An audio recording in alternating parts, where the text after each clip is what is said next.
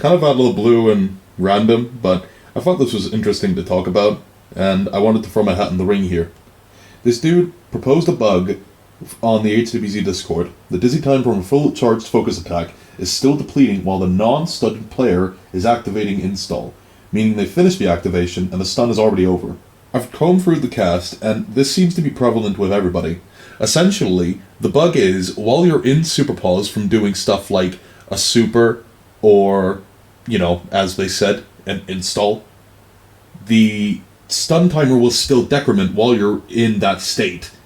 So if you activate something like the install while they're stunned, by the time you're done, they're out of stun.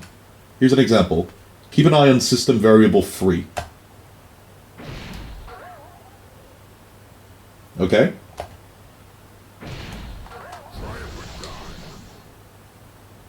They're automatically out by the time I'm finished. This isn't great. Again, this is true for supers as well.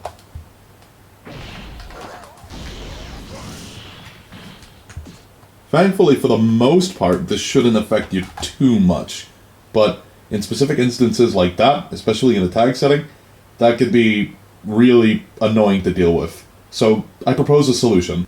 Oftentimes, Hyper Dragon Ball Z characters will not only freeze the timer, but ensure that the round isn't over when you're in a pause like that. So I thought, hey, what if we could somehow track when that happens at the same time? And as that happens, we can basically stop the timer decrementing. So right here, I have a variable 25, and one of the bits is on. When this bit is on, we're indicating, hey, we're in a super pause, freeze the timer, and the round isn't over. Also, I just realized persistent isn't needed because it's -10. Okay. This is the real meat and potatoes of this solution. So up here, it checks for if this bit has not been set yet, and if either of these variables equal the value that is not 0. If that's true, set that bit, and then apply a super pause with the variables that we set earlier. This is the important bit. This is the clever bit. We also have this null state controller right underneath them that constantly decrements both of these variables and resets the bit if both of them are 0. We could set a check for this bit later in the code where it should decrement. So any instance where this bit is turned on, it will not decrement. It needs to be off in order for it to actually work. But this is the cool thing. In your code, any instance where you assign these variables a value will automatically turn that super pause bit on and apply a super pause. So for instance, let's say we wanted to do this, right?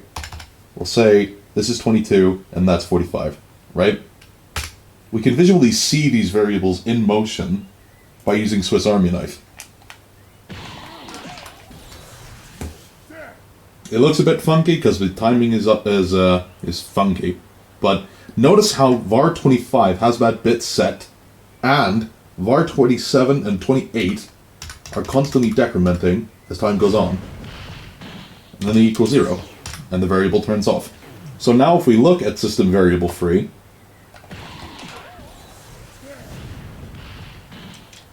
it properly freezes. I personally quite like this solution.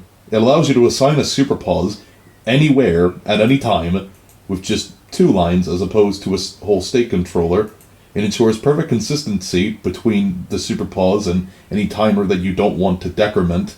It's just, it's not terrible, I don't think. I don't know. Again, this is incredibly random, but it's something to think about. Hope you found this interesting. Have a good day.